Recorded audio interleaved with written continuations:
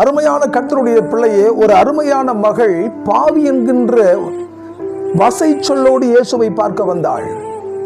ஊர் உலகம் அவளுக்கு சொன்ன பெயர் பாவி. இன்றைக்கு உங்களை பார்த்து அநேகர் கேவலமாக உங்களை பார்த்து பேசலாம், பாவி என்று சொல்லலாம். உங்களுக்கு விரோதமாக அவர்கள் துர்வார்த்தைகளை பேசலாம்.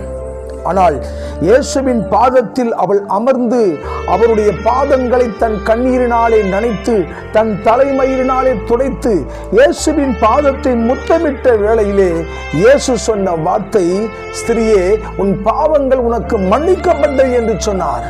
ஆம், இயேசுவின் பாதம் அவருடைய குணத்தையே மாற்றி போட்டது. இன்றைக்கு ஊரார், உலகத்தார், உறவுகள் உங்களை பாவி என்று சொல்லலாம். ஆனால் நீ ஆராதிக்கிற தேவன் உன் நிலைமையை மாற்ற, உன் சூழ்நிலையை மாற்ற, உன் வாசை சொல்லை மாற்றி உன்னை எல்லாரும் நல்லவள் நல்லவன் என்று